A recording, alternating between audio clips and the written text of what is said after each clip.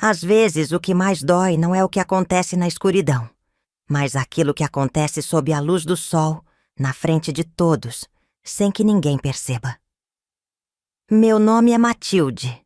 Tenho 78 anos hoje. Minhas mãos já não são mais tão firmes, mas ainda consigo bordar minhas toalhinhas para meus bisnetos. Meus cabelos brancos, que prendo nesse coque todo dia desde que me entendo por gente, já foram pretos como jabuticaba madura. Os anos passaram, mas algumas lembranças. Essas não se apagam com o tempo. Antes de continuar, me diga de onde você está assistindo esse relato da minha vida.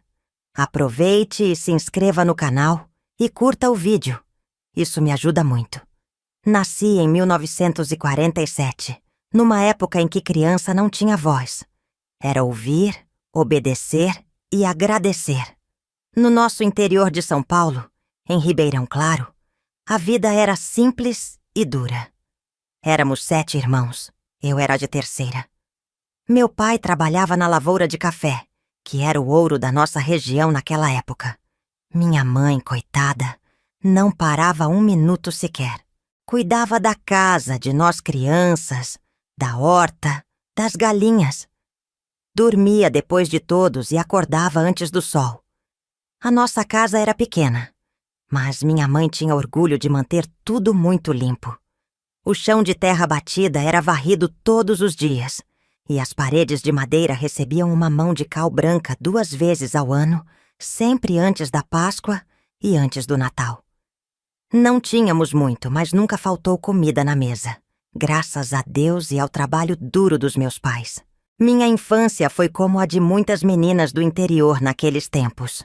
Com 7 anos, eu já ajudava a cuidar dos meus irmãos menores, varria o terreiro, dava milho para as galinhas.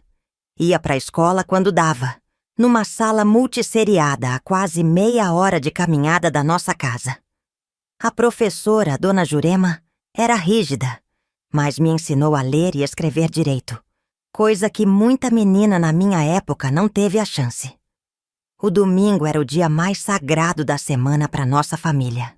Era o único dia que meu pai não ia para a roça. A gente acordava cedinho, tomava café com polenta, e todo mundo ia para a missa das 8 da manhã na igrejinha da cidade.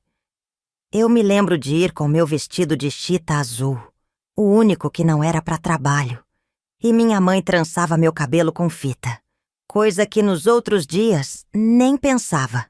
Era só um rabo de cavalo e pronto.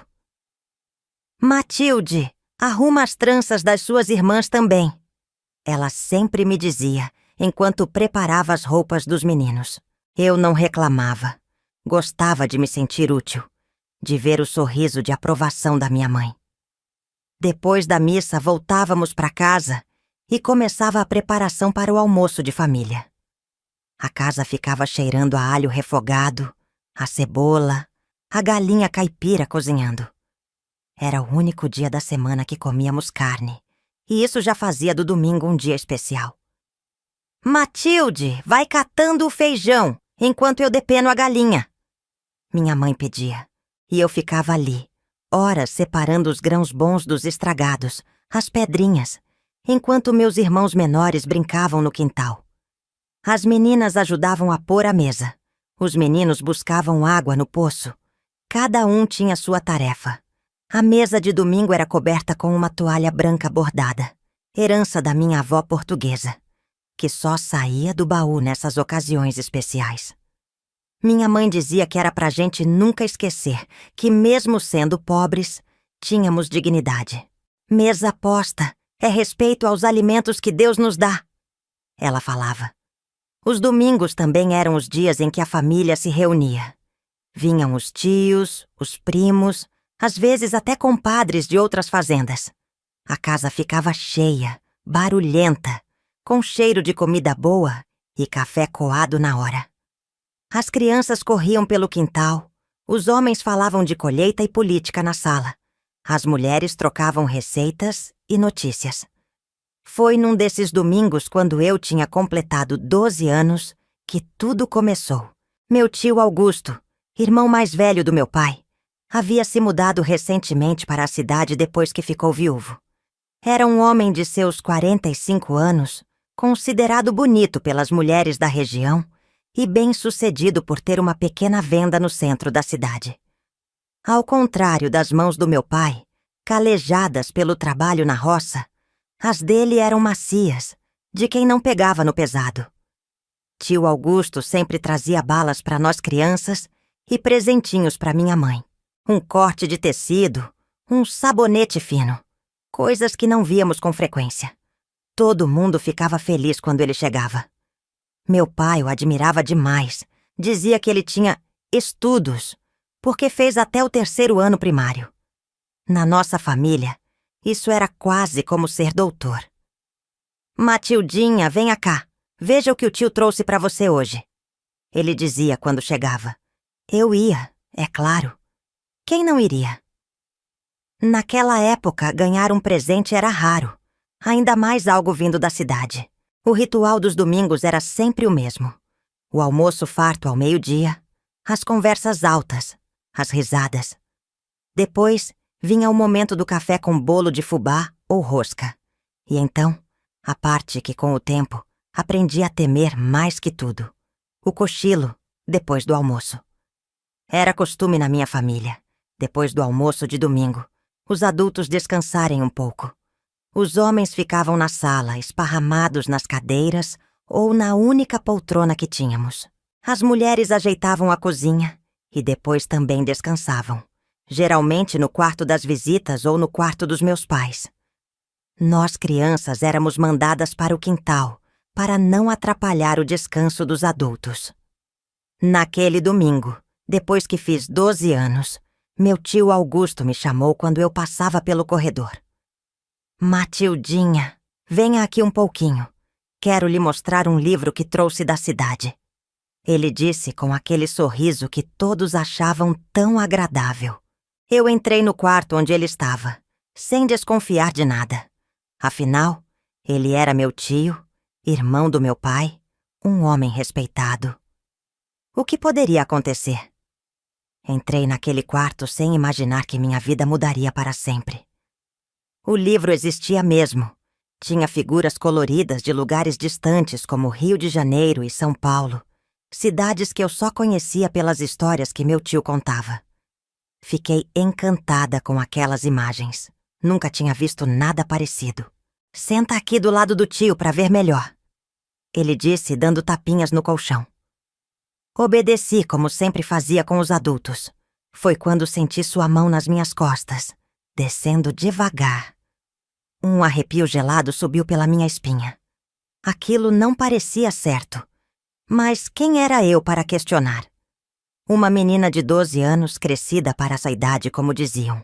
Mas ainda assim, apenas uma criança. Você está virando uma mocinha bonita, Matildinha. Ele murmurou perto do meu ouvido, com um cheiro de cachaça misturado com café que me dava ânsia. O que aconteceu depois? Ainda é difícil falar, mesmo depois de tantos anos. Suas mãos, sua boca, seu peso e o silêncio que ele exigiu depois. Isso é nosso segredinho, ele disse arrumando a roupa. Se você contar para alguém, vai destruir a família. Seu pai vai perder o emprego na cooperativa que arrumei para ele. Sua mãe vai adoecer de desgosto. E ninguém vai acreditar em você. Porque sou um homem respeitado na cidade. E você, só uma menina. Saí daquele quarto diferente de como entrei. Algo dentro de mim tinha se quebrado. Não conseguia mais olhar para a toalha branca da mesa sem ver manchas que ninguém mais enxergava. Não conseguia mais sentir o gosto doce do bolo de fubá, sem que meu estômago revirasse. Naquela noite, chorei escondida debaixo do cobertor que dividia com minhas irmãs.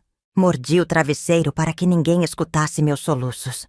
Rezei para Nossa Senhora, pedindo que aquilo nunca mais acontecesse. Mas minhas preces não foram atendidas. No domingo seguinte, tio Augusto apareceu novamente. E no outro. E no outro. Era como se todos os domingos da minha vida tivessem se transformado em pesadelo. O ritual se repetia. A missa, o almoço, as conversas, o momento do descanso e o horror que vinha depois. Comecei a desenvolver estratégias para evitar ficar sozinha. Aprender a sobreviver era minha única opção. Na semana, eu vivia com medo da chegada do domingo. Na escola, não conseguia me concentrar. A professora chegou a chamar minha mãe, preocupada com meu desempenho, que antes era tão bom. "O que está acontecendo, Matilde?" Minha mãe perguntou preocupada. Abri a boca, mas as palavras não saíram. O medo me paralisava. "Estou cansada, mãe." Foi só o que consegui dizer. Passei a inventar tarefas para mim mesma aos domingos. Me oferecia para lavar toda a louça depois do almoço, mesmo sendo muita para minhas mãos pequenas. "Deixa que eu faço, mãe. A senhora já trabalhou demais", dizia, sabendo que nenhum adulto interromperia esse momento de descanso para vir me buscar. Outras vezes, fingia dores de barriga ou cabeça. "Acho que comi demais", explicava, e corria para o quintal onde ficava com meus irmãos menores. Inventava brincadeiras barulhentas, sabendo que meu tio não tentaria nada com tantas testemunhas por perto. Quando essas estratégias falhavam, eu simplesmente desaparecia. Ia para o paiol, me escondia entre os sacos de milho, ou subia em uma goiabeira no fundo do quintal e ficava lá, quietinha, até ter certeza que o momento de perigo tinha passado. Às vezes levava bronca por ter sumido, mas preferia 1000 vezes o castigo à alternativa. Os meses foram passando, e com eles, domingos que pareciam se arrastar como anos. Eu fui mudando. Minha mãe dizia que eu estava meio encabulada, que não era mais aquela menina falante e sorridente. Meu pai achava que era coisa da idade, que toda moça fica mais quieta quando cresce. Ninguém percebia que aqueles silêncios carregavam gritos. No início de 1961, algo mudou na nossa rotina. Minha prima Celina, filha da minha tia por parte de mãe, veio morar conosco. Ela tinha 10 anos e havia perdido a mãe para tuberculose. Meus pais, de coração grande como eram, a acolheram como filha. Celina era uma menina doce, de cabelos cacheados e sardas no nariz. Logo nos aproximamos. Ela dormia na mesma cama que eu e minhas irmãs, e nos tornamos confidentes. Contávamos segredos uma para a outra nas noites sob a luz fraca do lampião, quando todos já dormiam. Todos os segredos, menos aquele que me consumia por dentro. Num domingo de março, percebi o olhar do meu tio se demorando em Celina durante o almoço. A maneira como ele a chamou de Florzinha e pôs a mão em seu ombro quando ofereceu balas. O jeito que perguntou se ela já estava aprendendo a bordar como as mocinhas. Reconheci os sinais, os mesmos que precederam meu tormento. Algo dentro de mim ferveu. Podia aguentar o que fizessem comigo. Já estava acostumada, se é que alguém pode se acostumar com tal horror. Mas não permitiria que Celina passasse pelo mesmo. Ela ainda tinha aquele brilho nos olhos que eu já havia perdido. Aquela inocência que me foi roubada. Na hora do descanso, vi quando o tio Augusto fez sinal para Celina se aproximar. "Venha ver uma coisa bonita que trouxe da capital", ele disse, com aquele sorriso que eu conhecia tão bem. Meu coração disparou. Minhas mãos suaram frio. Foi como se o tempo parasse por um instante. "Celina!" Gritei antes que ela chegasse à porta do quarto. "Mamãe está chamando para ajudar com a sobremesa." Minha prima se virou hesitante. Meu tio franziu o senho, irritado com a interrupção. "Sua mãe não chamou ninguém, Matilde. Deixe de inventar histórias", ele disse em tom severo, mas eu já estava puxando Celina pela mão. "Chamou sim, e disse que é urgente." Arrastei minha prima para a cozinha, onde minha mãe estava coando o café. Ela olhou surpresa para nós duas. "Mamãe, posso ensinar Celina a fazer aquele doce de abóbora que a senhora me ensinou?" Perguntei, quase sem fôlego. Minha mãe sorriu, sem entender minha agitação, mais feliz com meu interesse repentino. Claro, filha. Peguem a abóbora que está no quartinho e o açúcar na lata. Passamos o resto da tarde na cozinha, ralando abóbora, mexendo tacho. Meus olhos não desgrudavam da porta, atenta a qualquer movimento. Quando meu tio apareceu para o café, seu olhar cruzou com o meu. Havia raiva ali e uma promessa silenciosa de que eu pagaria por aquilo. Naquela noite, tomei uma decisão. Não podia falar, mas podia agir. Cada domingo seria uma batalha, e eu lutaria com todas as forças para proteger Celina, mesmo que isso significasse colocar-me ainda mais em perigo. Criava tarefas que mantinham nós duas juntas e ocupadas. Lavar roupa, varrer o quintal, ajudar na cozinha. Ensinei-lhe a subir na goiabeira comigo, nosso refúgio secreto, onde ficávamos horas inventando histórias e sonhando com futuros impossíveis. O preço foi alto. Meu tio encontrava maneiras de me isolar quando falhavam minhas estratégias, e sua raiva tornava tudo ainda pior. Você está criando problemas, Matildinha. Ele dizia com aquela voz mansa que só eu sabia o quanto era perigosa. Meninas que criam problemas acabam sozinhas. Ninguém gosta de encrenqueiras. Os anos de 1962 e 1963 passaram assim, numa guerra silenciosa que ninguém mais percebia. De um lado, um homem adulto respeitado por todos, de outro, uma adolescente que todos viam como esquisita e difícil. Eu perdia peso, tinha pesadelos, meu desempenho na escola desabou. Aos 15 anos parecia carregar o peso do mundo nos ombros, e de certa forma carregava. Foi num domingo de março de 1964 que minha vida mudou para sempre. Lembro como se fosse hoje. O rádio noticiava agitações em Brasília, algo sobre militares e o presidente Jango, coisas que para nós do interior pareciam distantes como a lua. Meu pai e meu tio discutiam política na sala, enquanto ajudávamos minha mãe com o almoço. Naquela manhã, Celina completava 13 anos. Minha mãe havia feito um bolo simples de fubá com goiabada para comemorar. Não tínhamos condições para festas, mas aquele pequeno gesto significava muito. Celina estava radiante, usando um vestido que minha mãe havia costurado secretamente nas noites da semana anterior, com um tecido florido que guardava para ocasiões especiais. Hoje você está uma verdadeira mocinha, disse meu tio Augusto quando chegou, trazendo um embrulho pequeno nas mãos. Tenho um presente especial para você. O olhar dele me congelou por dentro. Reconheci a intenção escondida naquelas palavras aparentemente inocentes. Durante quase 3 anos eu havia conseguido proteger Celina, criando barreiras invisíveis, nunca a deixando sozinha. Mas naquele dia, percebi que não seria o bastante. Meu tio estava determinado, e o aniversário era a desculpa perfeita para dar atenção especial à sobrinha. Depois do almoço, como sempre, veio o momento do descanso. Vi quando meu tio chamou Celina para mostrar o presente que havia trazido. Vamos lá no quarto de hóspedes, onde está mais fresco para você abrir seu embrulho. Ele disse com aquela voz melosa que me dava arrepios. Algo dentro de mim explodiu. Foi como se todas as comportas que seguravam meu medo, raiva e desespero durante aqueles anos tivessem cedido de uma vez. Sem pensar nas consequências, atravessei a sala em passos rápidos e agarrei o braço de Celina.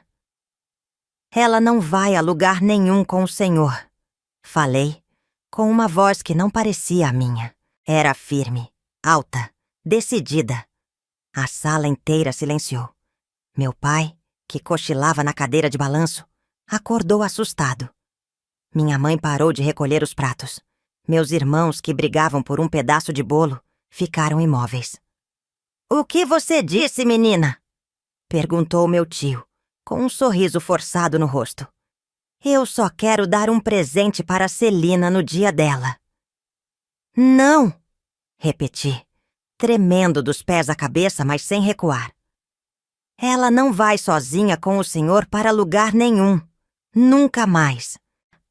Meu pai se levantou, o rosto vermelho de vergonha pela minha atitude. Matilde, que modos são esses? Peça desculpas para seu tio agora mesmo. Foi nesse momento que tudo transbordou. As lágrimas que engoli por anos escorreram pelo meu rosto. Não vou pedir desculpas. Ele... As palavras engasgaram na minha garganta. Como explicar o inexplicável? Como nomear aquilo que nem eu entendia completamente? Ele faz coisas comigo. Consegui dizer finalmente, entre soluços. Coisas que um tio não deveria fazer com a sobrinha. Desde que eu tinha 12 anos. Todos os domingos quando vocês descansam. O silêncio que seguiu foi tão denso que dava para cortar com faca. Vi o rosto do meu tio transformar-se. Primeiro surpresa, depois raiva e, por fim, aquele sorriso tranquilo de quem tem certeza da própria posição. Ora, vejam só, ele disse balançando a cabeça. A menina está inventando histórias. Sempre foi assim, cheia de fantasias. Deve estar com ciúmes da atenção que estou dando para Celina. Meu pai parecia perdido, olhando de mim para meu tio, sem saber em quem acreditar. Foi quando minha mãe, que estava parada na porta da cozinha com uma pilha de pratos nas mãos, deixou tudo cair no chão. O barulho da louça quebrando soou como trovão naquela sala abafada.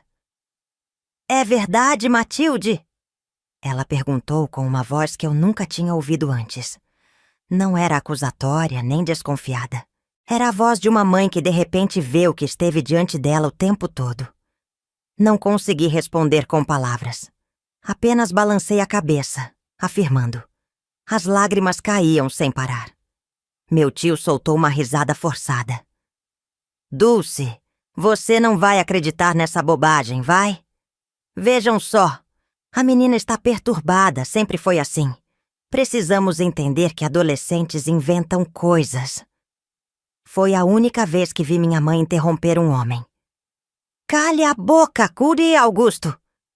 Ela disse, caminhando em minha direção. Suas mãos, sempre ásperas do trabalho, tocaram meu rosto com uma delicadeza que quebrou algo dentro de mim. Há quanto tempo, filha?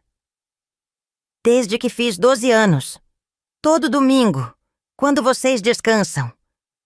Repeti, incapaz de elaborar mais. Vi o horror se espalhar pelo rosto dela, seguido por uma compreensão dolorosa.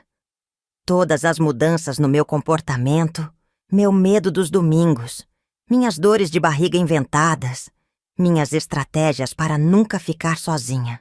De repente, tudo fazia sentido para ela. Meu pai parecia ter envelhecido 10 anos em 10 minutos. Seu rosto estava pálido, os olhos arregalados de incredulidade. Augusto, isso é verdade? Ele perguntou ao irmão com voz trêmula. Claro que não, Antônio. Como pode acreditar numa história dessas? Sou seu irmão. Cuido de vocês. Arrumei emprego para você na cooperativa. É assim que me agradece? Acreditando em mentiras de uma menina problemática?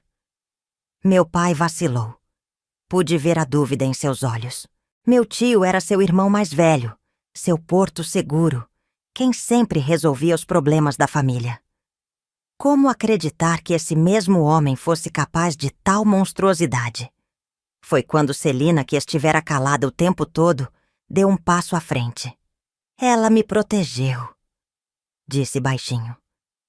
Todos os domingos Matilde inventava tarefas para nós duas. Não me deixava sozinha com tio Augusto nem por um minuto. Achei que ela não gostava que eu ficasse perto dele. Mas agora entendo. Aquelas palavras simples mudaram tudo. Minha mãe se virou para meu tio, seus olhos cheios de uma fúria que eu nunca tinha visto. Saia da minha casa, ela ordenou.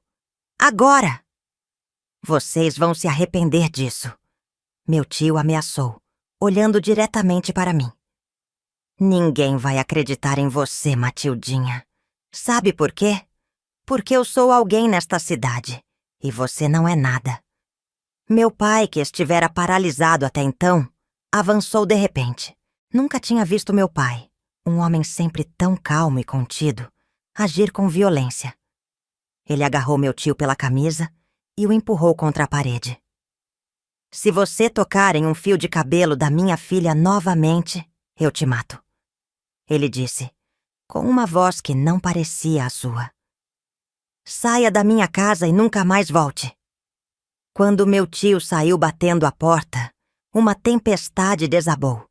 Não apenas lá fora, com o trovão que anunciava chuva, mas dentro da nossa sala. Meu pai desabou na cadeira, o rosto enterrado nas mãos, soluçando como criança. Minha mãe me abraçou tão forte que mal conseguia respirar, como se pudesse apagar 3 anos de dor com aquele gesto. Por que você não nos contou antes, filha? Ela perguntou entre lágrimas. Ele disse que ninguém acreditaria em mim, que papai perderia o emprego na cooperativa, que vocês ficariam com vergonha de mim. Respondi, sentindo um peso sair dos meus ombros, mesmo que a dor permanecesse. Nos dias que se seguiram, nossa família mudou para sempre. Os almoços de domingo acabaram. A toalha branca bordada foi guardada no fundo do baú, como se carregasse a mancha daquele segredo revelado. Meu pai pediu demissão da cooperativa, preferindo voltar ao trabalho braçal na roça a continuar sob a influência do irmão. A cidade, pequena como era, logo fervilhava de comentários. Eles romperam com o Augusto, aquele homem tão bom, diziam uns. Deve ter sido briga por dinheiro. Especulavam outros. Ninguém sabia a verdade, e meus pais decidiram que assim seria melhor. Algumas vergonhas não são nossas para carregar, minha mãe disse, com uma sabedoria que só entendi muitos anos depois.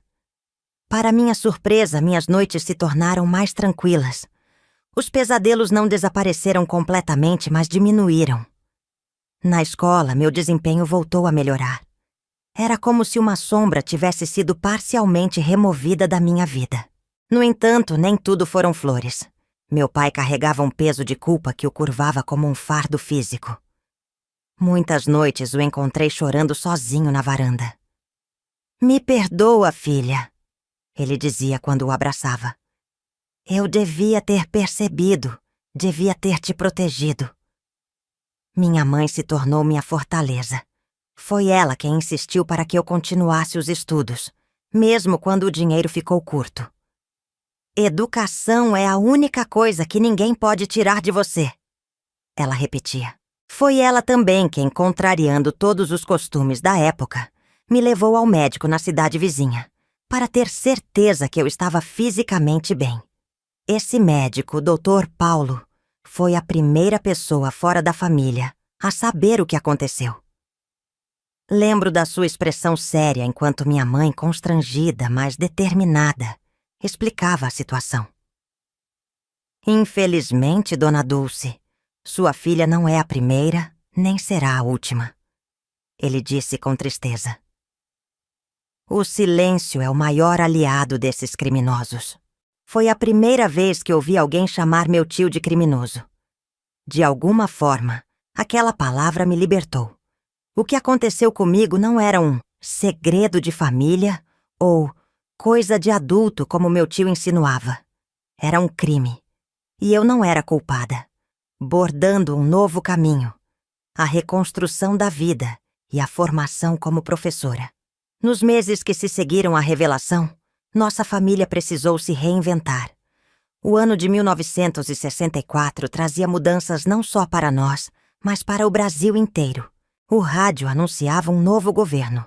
Palavras como revolução e intervenção militar chegavam ao nosso interior, mesmo que não entendêssemos completamente o que significavam. Os tempos estão mudando, Matilde, meu pai disse certa noite, enquanto ouvia as notícias. Dizem que é para melhor, mas não sei. Sempre que os poderosos falam em mudança, é o povo simples que acaba sofrendo. Nossa vida tinha se transformado por completo. Sem o emprego na cooperativa, meu pai voltou a trabalhar na roça de sol a sol. As economias que tínhamos eram escassas. Minha mãe passou a lavar roupa para fora e a fazer quitandas para vender na feira de domingo.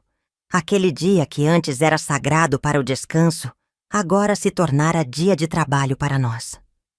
Curiosamente, foi nessa dificuldade que encontrei minha vocação.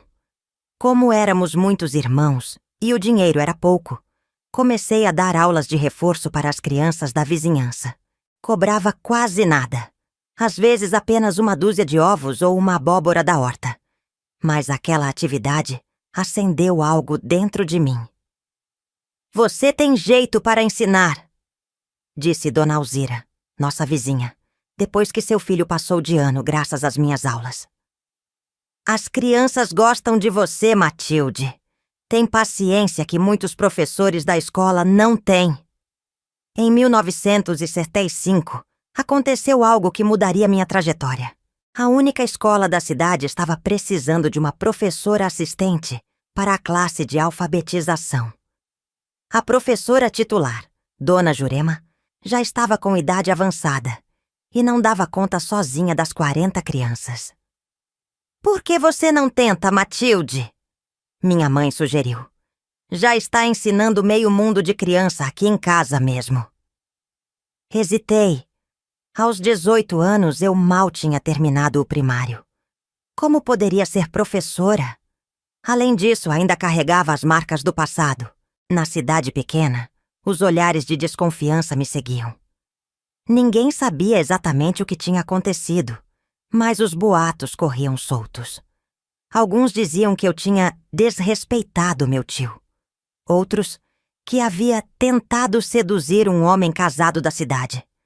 As pessoas sempre preferem acreditar no pior sobre uma moça. "Não sei se vão me aceitar, mãe", confessei. "Sabe como é o povo? Falam muito da gente." Minha mãe, com aquela sabedoria simples, mas profunda, me olhou nos olhos. "Filha, quem tem vergonha é quem fez o mal, não quem sofreu com ele. Ande de cabeça erguida. O que aconteceu com você não define quem você é." Armada com essa coragem emprestada, fui falar com Dona Jurema. Para minha surpresa, ela me recebeu com um abraço apertado. "Já estava esperando que você viesse", ela disse. "Sempre foi minha aluna mais brilhante, mesmo quando parou de prestar atenção nas aulas. Eu sabia que algo havia acontecido, mas nunca imaginei." Ela não completou a frase, mas não era preciso. Na sala vazia da escola, longe dos ouvidos da cidade, Dona Jurema me confessou que também havia sido vítima de abuso na juventude. "Por isso nunca me casei", ela explicou. "Nunca consegui confiar em homem nenhum depois disso." Foi a primeira vez que percebi que não estava sozinha, que aquela dor silenciosa era compartilhada por outras mulheres, formando uma irmandade invisível de sobreviventes. No dia seguinte, comecei como assistente. O salário era mínimo, mas significava muito para nossa família. Mais importante, aquelas 4 horas diárias na escola eram meu refúgio, minha chance de reconstruir algo a partir dos cacos. As crianças não sabiam do meu passado, não me julgavam.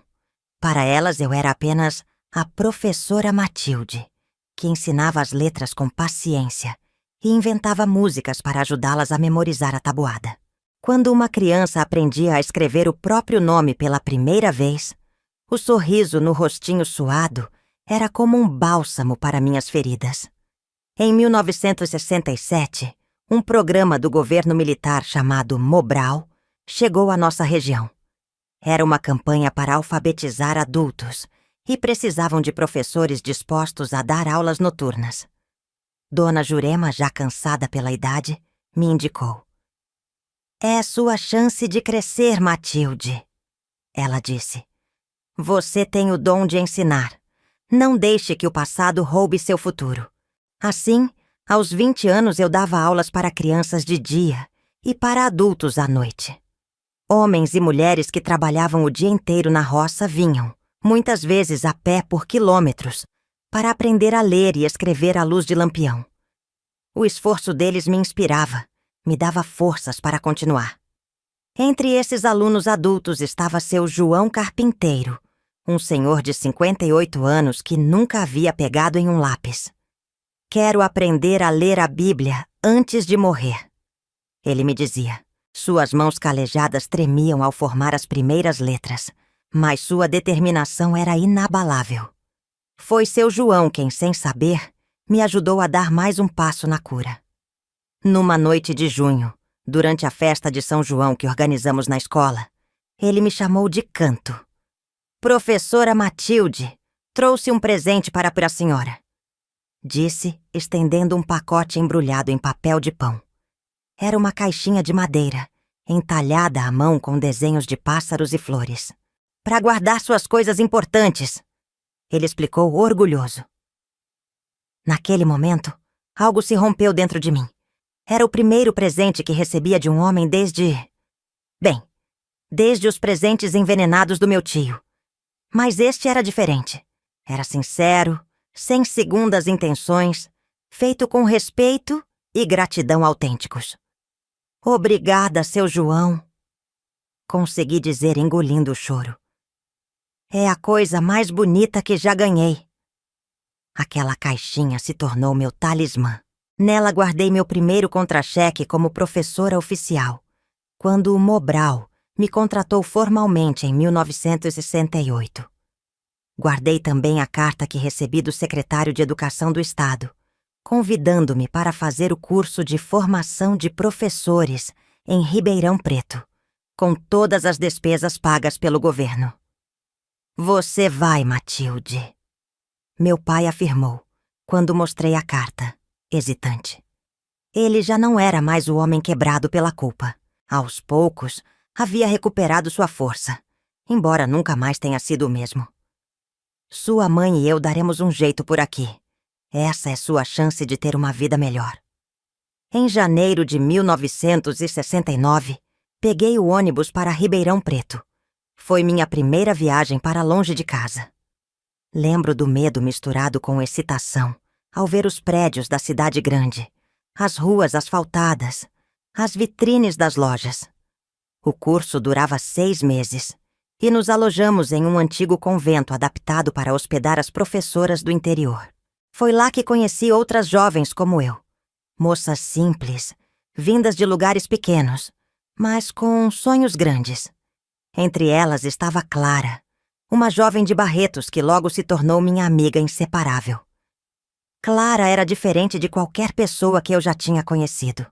Tinha cabelos curtos, à la Leila Diniz, ela dizia, referindo-se à atriz que causava escândalo por sua liberdade. Usava calças compridas mesmo fora das aulas de educação física e falava abertamente sobre política.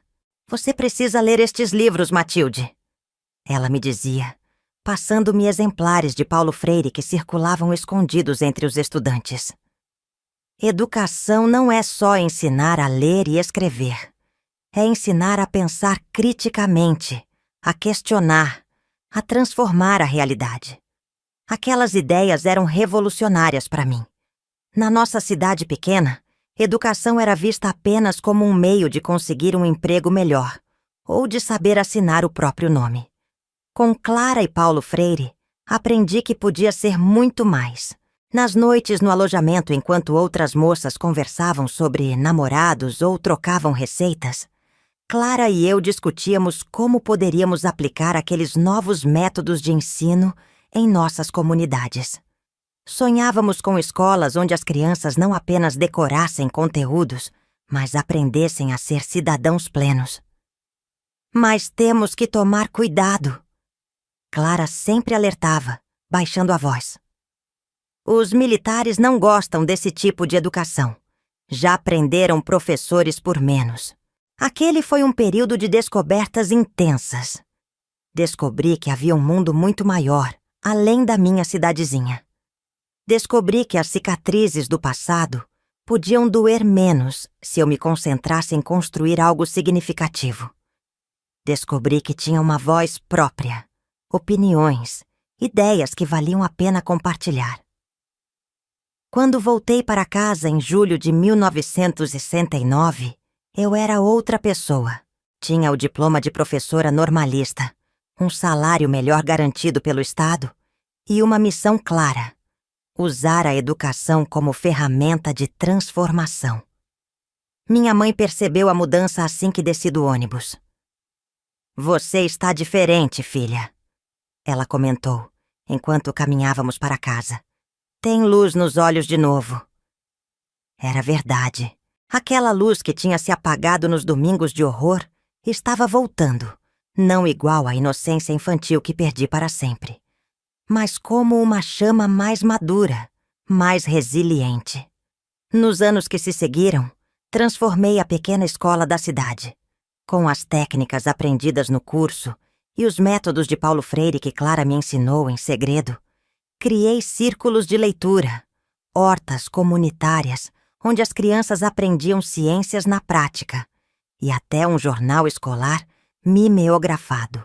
Algumas famílias mais conservadoras estranharam no início.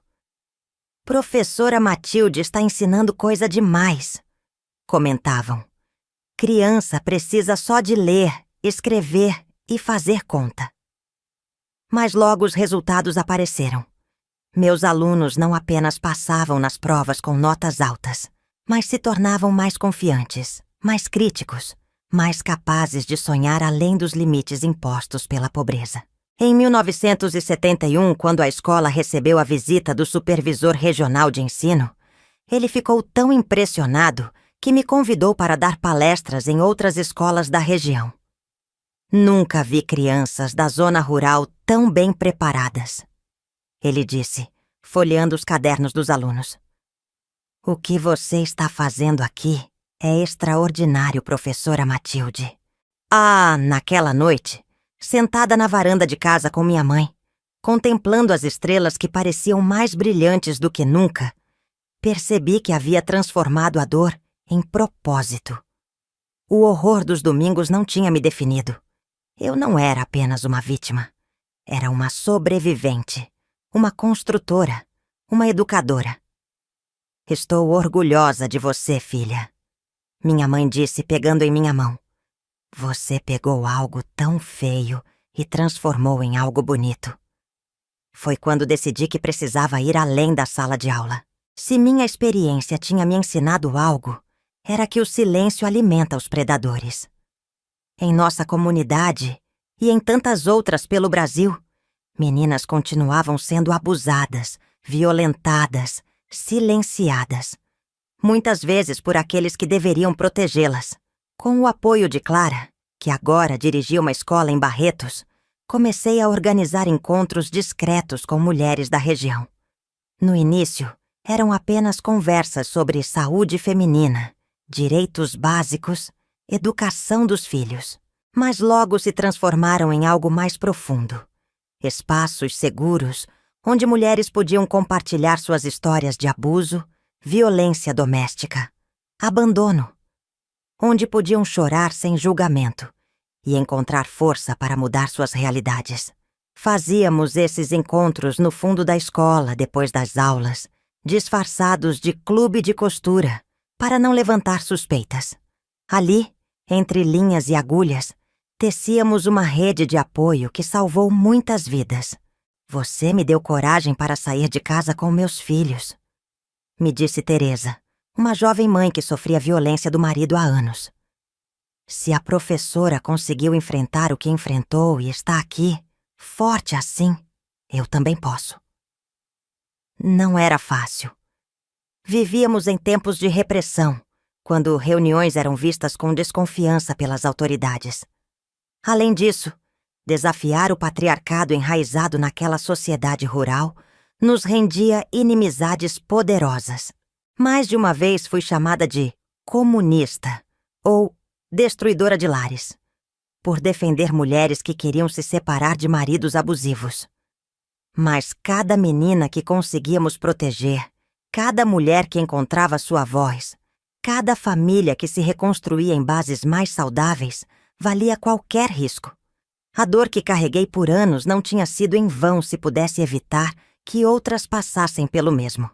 Em 1972, minha mãe adoeceu. Não era nada específico que os médicos pudessem nomear. Parecia mais um cansaço profundo, Como se todos aqueles anos de trabalho duro e dores silenciosas finalmente cobrassem seu preço. Suas mãos, que sempre foram tão ágeis no fogão e na máquina de costura, agora tremiam ao segurar uma xícara. Seu corpo, antes incansável, agora precisava de pausas frequentes. "Não é nada, filha. Só estou ficando velha", ela dizia, tentando me tranquilizar. Mas eu sabia que era mais do que isso. Minha mãe tinha apenas 52 anos, jovem demais para aquele declínio. Foi durante esse período que tomei a decisão de transformar nossa casa. Meus irmãos mais velhos já haviam se casado e saído. Os mais novos trabalhavam na cidade vizinha, voltando apenas nos finais de semana. A casa grande, que antes mal acomodava nossa família numerosa, agora parecia vazia e silenciosa demais. "Mãe!" propus numa tarde de sábado, enquanto ajudava Sarsá a enxaguar a roupa no tanque. "O que a senhora acha de usarmos os quartos vazios para receber meninas que precisam de um lugar seguro?" Ela parou o que fazia e me olhou com aquela expressão que significava que estava considerando algo seriamente.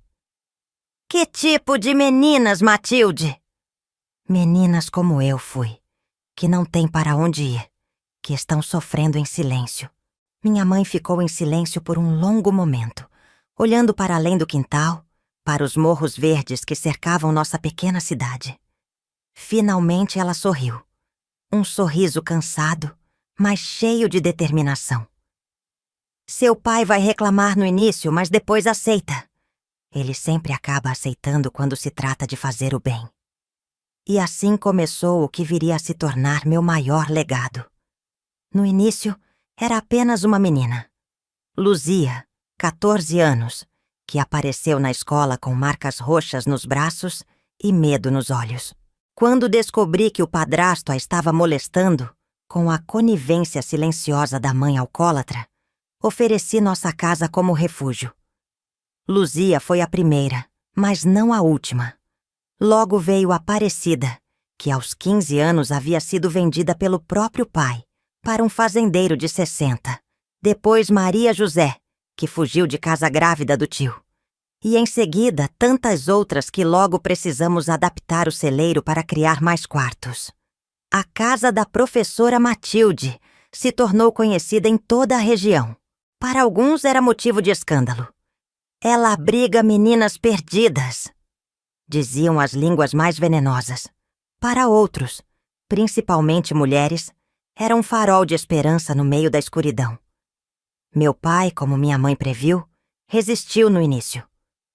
"O que vão pensar da gente?" preocupava-se. Mas quando viu Luzia, tão pequena e frágil, ajudando minha mãe na cozinha com uma dedicação comovente, seu coração amoleceu. Logo ele estava construindo beliches novos e ensinando as meninas a plantar na horta que expandimos. Não era fácil.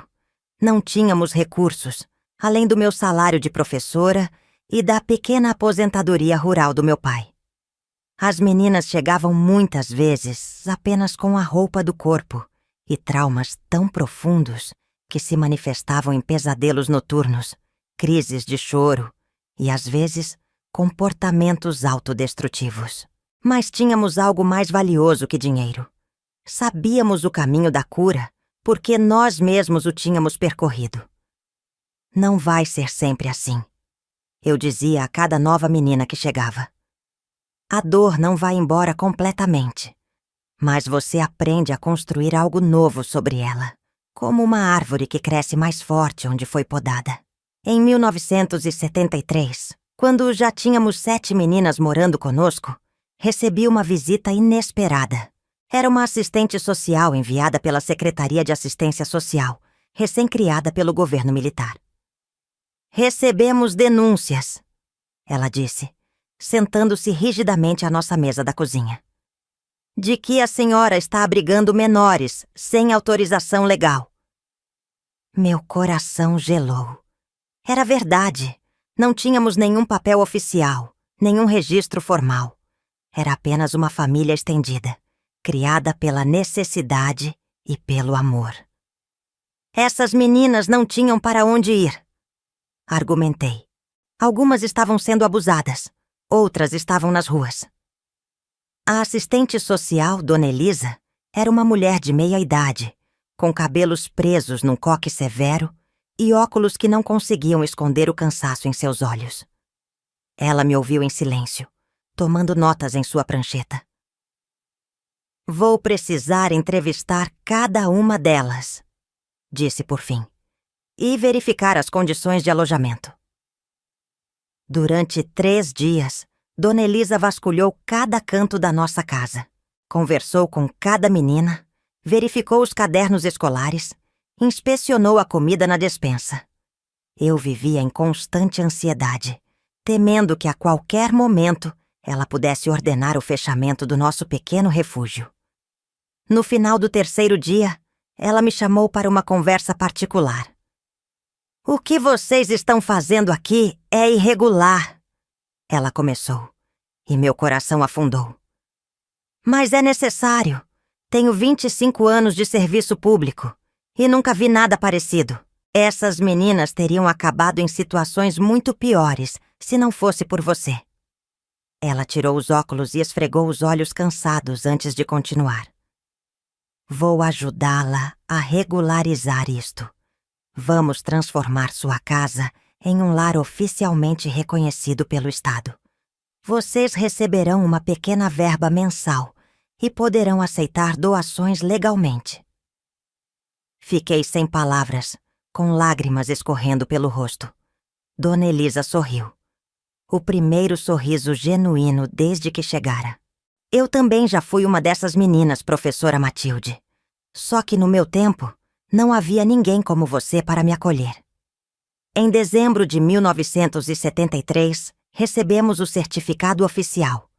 Lar das Margaridas, Centro de Acolhimento para Meninas em Situação de Vulnerabilidade. O nome foi escolhido pelas próprias meninas, inspirado nas flores simples, mas resistentes, que cresciam em abundância no nosso quintal, mesmo nas condições mais adversas. Com o reconhecimento oficial, vieram mais recursos, mas também mais responsabilidades. Precisamos contratar uma cozinheira para ajudar minha mãe, que já não tinha saúde para alimentar tantas bocas. Celina, minha prima que anos antes eu havia protegido do meu tio, voltou para a cidade depois de se formar em enfermagem em São Paulo e passou a trabalhar conosco, cuidando da saúde das meninas. Foi Celina quem sugeriu que retomássemos uma tradição que havia sido abandonada por anos em nossa família: os almoços de domingo. Mas de um jeito diferente, ela explicou. Um almoço para celebrar nossa força, não para esconder nossos medos. No primeiro domingo de 1974, inauguramos essa nova tradição. A mesa foi posta no quintal, debaixo da grande mangueira, pois a casa já não comportava todas nós. A velha toalha bordada que ficara guardada no fundo do baú por tantos anos voltou a cobrir a mesa. Não mais como símbolo de uma falsa perfeição familiar, mas como testemunha da nossa capacidade de transformar dor em beleza. Para esse primeiro almoço, convidamos todas as mulheres que nos haviam ajudado ao longo dos anos. Clara, minha amiga dos tempos de formação. Dona Jurema, agora aposentada, mas ainda lúcida. Dona Elisa, a assistente social que se tornara nossa aliada. E tantas outras que, de alguma forma, haviam contribuído para nosso pequeno milagre cotidiano. Enquanto observava aquela mesa repleta de mulheres e meninas conversando, rindo, compartilhando histórias e sonhos, pensei no longo caminho que havíamos percorrido desde aqueles domingos de silêncio da minha infância. As feridas ainda estavam lá, em mim, em muitas delas, mas já não sangravam tanto. Havíamos aprendido a bordar sobre elas novos desenhos, novos significados, novas possibilidades. Em 1975, quando a ONU declarou o Ano Internacional da Mulher, nosso pequeno refúgio já era conhecido em toda a região. Recebemos a visita de jornalistas de São Paulo, que publicaram uma reportagem sobre nosso trabalho numa revista feminina. O título da matéria era simples, mas poderoso: A Casa onde as Meninas encontram sua voz. A reportagem trouxe mais visibilidade e, com ela, mais recursos, mas também mais desafios. Houve tentativas de interferência de políticos locais, que queriam usar nosso trabalho para ganhar votos. Houve ameaças veladas de homens poderosos, cujos abusos havíamos exposto ao acolher suas vítimas. Houve até uma tentativa de incêndio, numa noite de junho de 1976, que por sorte foi contida antes que causasse danos maiores. Mas para cada obstáculo, surgiam 10 mãos estendidas para ajudar. Mulheres de todas as classes sociais começaram a se organizar em torno do Lar das Margaridas. Médicas ofereciam consultas gratuitas. Advogadas ajudavam nos processos de guarda. Professoras voluntárias davam aulas de reforço. Em 1977, inauguramos uma pequena biblioteca no terreno ao lado, comprada com doações. Batizamos de Biblioteca Dulce, em homenagem à minha mãe, que havia falecido no ano anterior. Seu último pedido foi que continuássemos o trabalho, até que nenhuma menina precise fugir de sua própria família para estar segura. Prometi a ela que faria exatamente isso, e cumpri minha promessa. Hoje, aos 78 anos, ainda vivo na mesma casa, embora muito ampliada e reformada ao longo dos anos. O Lar das Margaridas se tornou uma fundação, com filiais em 3 cidades da região. Já acolhemos mais de 2.000 meninas ao longo dessas décadas. Muitas delas seguiram caminhos brilhantes. Tornaram-se médicas, professoras, advogadas, enfermeiras.